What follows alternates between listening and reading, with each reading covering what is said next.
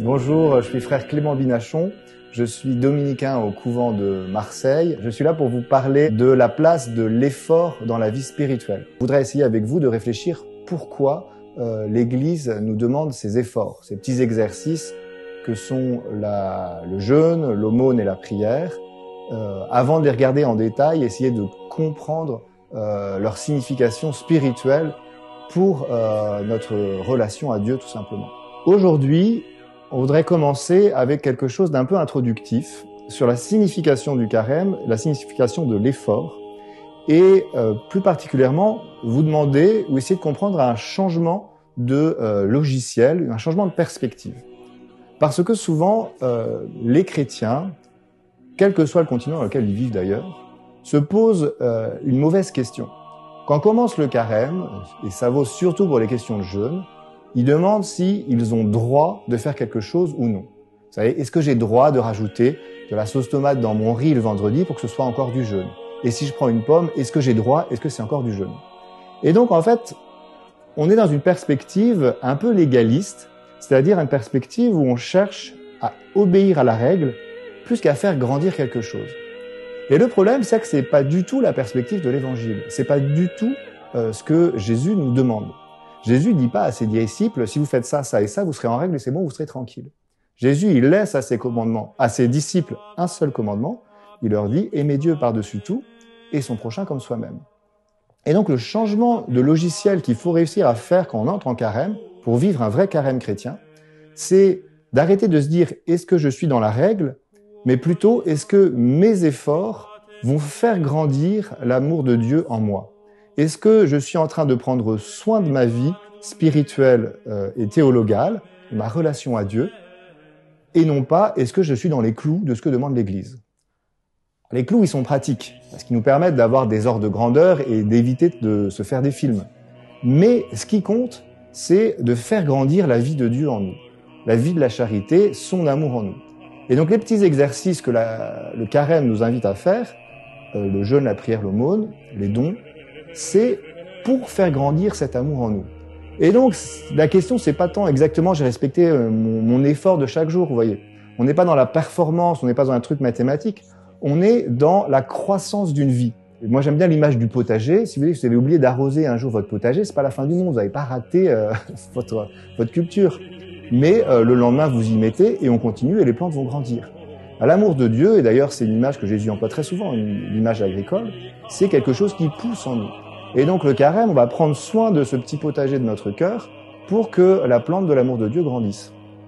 Et les exercices sont au service de ça. Donc la question, c'est pas tant est-ce que je suis dans les clous, la question c'est est-ce que l'amour de Dieu en moi grandit. Et en réalité, pour que cet amour grandisse, eh bien ça nous donne un objectif, une visée beaucoup plus exigeante que simplement être dans les clous. Parce que les exigences de Jésus, en fait, elles sont infinies. Elles sont infinies parce que l'amour est infini et qu'on veut rejoindre cet amour infini du Seigneur. Donc on va jamais être dans la satisfaction psychologique de quelqu'un qui a bien accompli sa règle, qui est en fait le pharisien dans l'Évangile. Il avait ses petits objectifs, ou parfois ses grands objectifs, on peut être généreux même quand on est pharisien. Il a accompli ses objectifs et puis il est satisfait. Il a atteint sa règle. Et cette satisfaction spirituelle, c'est l'attitude du pharisien. Vous connaissez bien le passage de Jésus qui présente dans le temple en vis-à-vis un pharisien qui va voir Dieu et qui dit « Regarde, je fais les exercices du carême, je jeûne, je donne, je fais tout comme il faut, je prie. » Et puis le publicain qui, lui, est caché, n'ose pas regarder le Seigneur et se contente de dire « Prends pitié du pécheur que je suis. » Jésus dit à ses disciples que le publicain, celui qui fait rien, mais qui demande miséricorde, retourne chez lui justifié. L'expression justifié dans la Bible, ça veut dire rendu juste, ça veut dire sanctifié, ça veut dire uni au Seigneur, c'est extrêmement fort. Et alors, la pointe de la parabole, c'est pas de nous dire qu'il faut pas faire d'efforts. La pointe de la parabole, c'est de nous montrer l'attitude spirituelle qu'on doit avoir dans nos efforts, l'attitude de celui qui sait que c'est le Seigneur qui nous sanctifie, que nos efforts ne seront jamais suffisants, mais qui désire être uni à Dieu, qui désire être, le plus cohérent possible avec le Seigneur.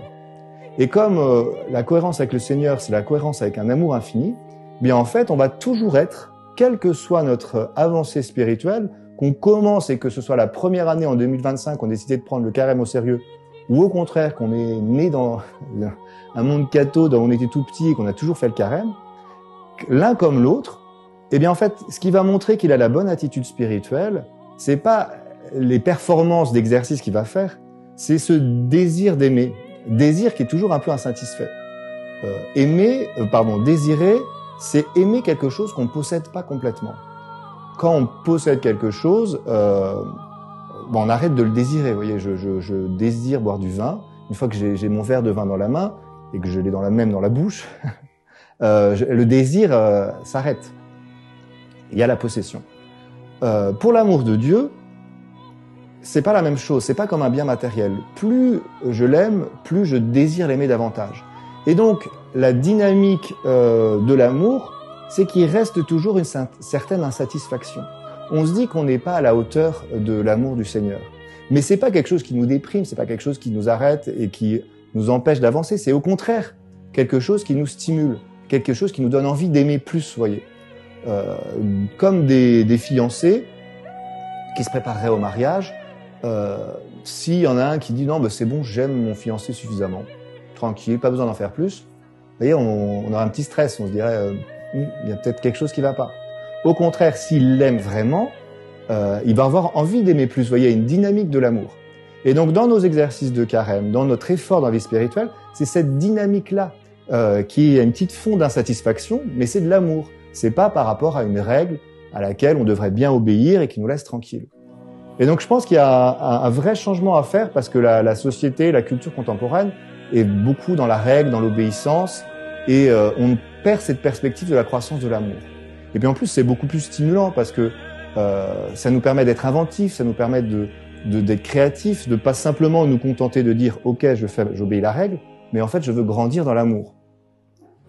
Et puis dans la Bible il y a beaucoup de règles qui sont des interdits. Sauf que respecter un interdit et faire quelque chose de positif, c'est tout à fait différent.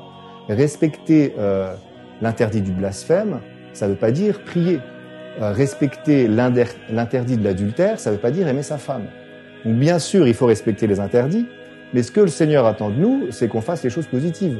Non seulement qu'on blasphème pas, mais qu'on le prie. Non seulement qu'on ne fasse pas d'adultère, mais qu'on aime notre femme. Et si mes efforts ils sont pas pour respecter l'interdit, mais pour faire grandir les choses positives, l'amour, la prière, eh bien, la marge de progression, elle est infinie, et puis c'est beaucoup plus intéressant. Parce que si je me lève le matin en me disant comment je vais faire aujourd'hui pour ne pas tromper ma femme, c'est pas une perspective hyper stimulante, pas très intéressante. Par contre, si je me dis comment je vais faire pour mieux aimer ma femme, ou mon prochain, parce que bon, moi je suis dominicain, j'ai pas d'épouse, mais comment je vais faire pour mieux aimer mon prochain aujourd'hui, et même précisément tel et tel prochain que je sais que je vais rencontrer, eh bien là, le Seigneur nous attend, là j'ai des efforts à faire, j'utilise mon intelligence, j'utilise ma liberté, et je fais grandir l'amour. Et les exercices du carême sont au service de cette vie-là. Vous voyez, on est tout à fait sur un autre univers que sur la perspective de respecter une règle et d'être bien dans les clous.